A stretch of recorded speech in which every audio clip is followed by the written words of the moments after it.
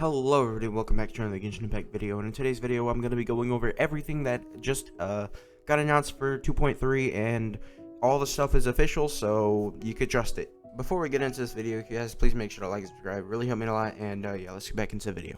So the first thing we got are new artifact sets. The artifact sets are very good, but they're very specific. I imagine the top one, the one that I'm showing right now. So I imagine the one that I'm showing right now on screen, totally editor, you're going to be doing this, right? I imagine that one's going to be completely designed for Arataki Ito, and the second one seems like it could be like a substitute for Kokomi because, well, Kokomi got screwed over, but at the same time, Barbara's still going to be better, I imagine. The only set that really matters here is the Ito set, because it does benefit Albedo, and Goro said he had something to do with defense, so I imagine Goro's gonna be useful for this. Noelle's gonna be useful for it, and yeah, those characters are about it, because they're the Geo characters that scale off defense, I guess. I'm assuming Goro scales off defense. I'm 99% sure Ito scales off defense. Next thing, we also have a new world boss that's gonna be coming out. It's gonna be like one of the hippo guys, but it's gonna be the wolf. So it's gonna apply corrosion to you, and it's very annoying, and I don't like this kind of boss. I don't like this kind of boss when you can't even dodge any of its attacks.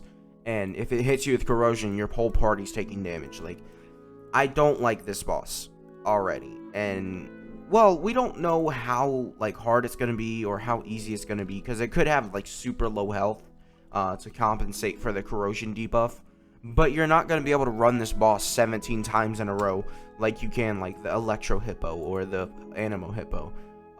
No, you could, as long as you don't take enough damage, you could run these guys infinite. It would take a long time, but you know, you could run these theoretically infinite. If the wolf hits you, you're taking damage no matter what. Whereas if you have Zhongli and any other boss, it doesn't take damage. And we are also going to be having a Dragon Spine event where it's going to be giving us a crown. That's what I'm most excited for, but it also is giving us a free-to-play sword. The problem I have with these free-to-play weapons is that they're not typically like super good, and typically if you have a 5-star, it's gonna outscale, or if you have a summonable weapon, it's gonna outscale. Festering Desire is probably the best like one we've had ever, I think, because we had Dodoko Tales, we had Windbloom Ode, which this one's fine, but like no one really uses it. Dodoko Tales would be, yeah, here's Dodoko Tales, and those are the only R5 weapons. Oh yeah, and the we have the Catch also, but that's not really a limited time one, but we do have the Fish. This one is decent, but it's not that good. I wouldn't say it's too good. Like, this weapon is better for Eula, and basically I don't find anybody else is probably going to be using this. Maybe you switch it off instead of like this, but you're going to most likely just be using like summonable weapons like this or any 5-star weapon you have. For part 1 of this update, we're going to be having 2 rerun banners at the same time. So we're going to be having Albedo and Eula, which we know their details, so we don't really need to go over them. But in case you don't know, Albedo, he has an elevator thing, he scales off defense, and his ults, like, blows up a whole bunch of times. That's how you use Albedo, yeah. And then with Eula, she's a physical main DPS who has a giant burst ult that does, like, 100k damage. 180, 100, 200, like, a lot of damage. So we have another new event that is, it's like you catch animals and you bring them into your realm. So that's basically it. It's not really catching. You're also going to be having to save the animals and fight people to save the animals. So that's how that's going to work. Then we have a couple returning events, which would be the Energy Amplifier events. So if you're new to this event, you basically choose the difficulty and you fight the enemies that are in it. You can choose like debuffs to your own characters or buffs to the opponents. You definitely will be able to get all the rewards from this, because so they definitely do give you enough leeway on the difficulty of it, so you don't have to completely try and do your best every single floor. I do believe there's one reward that is at max difficulty, and I think it's a name card, but you don't really have to get those. they're not that important, but the Primo Gems and all the important resources will be very easy to get. And they're also bringing back the dungeon trial character thing.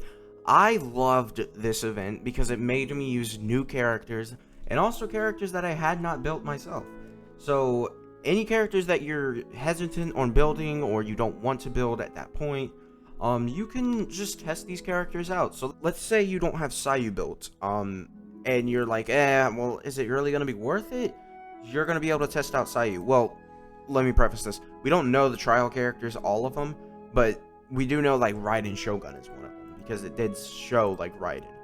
Obviously, if you have her, you probably have built her. I don't imagine people not building Raiden, but in terms of, like, 4 stars or other characters, maybe even characters that you might want to summon for if they ever get a rerun, like Kazuha, or maybe Eula will be a part of it, and you'll be able to test out Eula a little bit more before you summon on her banner. So those are the kind of things that you should look out for in this event, and test out these new characters, because if you don't have them and you want them, make sure you still like them. Make sure you like playing them. And then the last new / old events will be Marvelous Merchandise. I really like this event because every week or every day you do get rewards, and mostly you get a pretty good amount of primos just for doing like small little tasks. Actually, it's not really small little tasks. You just give them resources. If you don't have the resources, then you can go and get them. Let's say one day he asks for mints. You know, you got how much mint? 410. You can give him 10 more. It won't hurt you. So yeah, I really do like that event, and I think a lot of people are gonna like it. We're also gonna be getting a Beto and Goro hangout event. So we're gonna get like around, I think it's 120 because you get 60 per. So yeah, that's 120 free primos. We're getting a lot of stuff for this update. Alongside Arataki Ito's banner, we're gonna be having a new sword.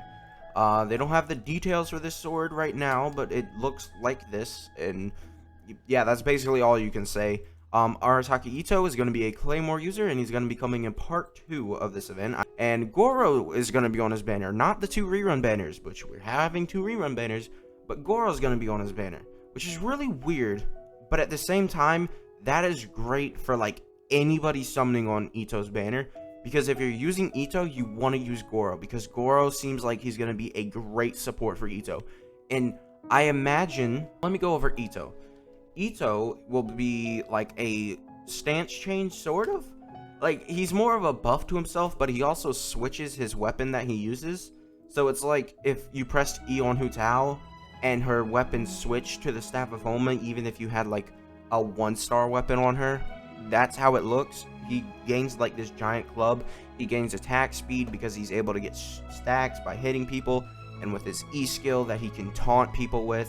So that's how that's gonna work. And so Ito has a taunt E, and whenever it takes damage or it flees the field, or the flee the field means it dies or its time runs out. So whenever it takes damage, and I don't know, they didn't say how many stacks, but I'm assuming it's like 5-ish. If that thing takes damage 5 times, you're basically full up, and you get stacks from hitting opponents also. So you're just, stacks for Ito is going to be really easy to get. So that's how Ito's going to work. But for Goro, you want Geo characters in the same party up to 3. This is a very weird like way to design a unit, but at the same time, if you're using a Geo main DPS like Ito, you're not really needing to use reactions. So basically, the only team members you would need are like Kujo Sara and Bennett, and that's about it. Because Kujo Sara, attack buff. Bennett, attack buff. So you have, let's say this is your team. You have Ito, Zhongli, Goro, Bennett. That's your team. That team's going to work very well. And Goro is going to just support Ito completely. And if you're using Zhongli, you also get the Geo Resonance buff for 15% damage. So it's very nice. It's a very nice team comp, and it works sort of well. They didn't really give us any more information on Goro, other than that he's a great support for Geo characters. So yeah, that's about it for 2.3. Make sure to like, subscribe if you did enjoy, and I'll see you guys next time. Bye.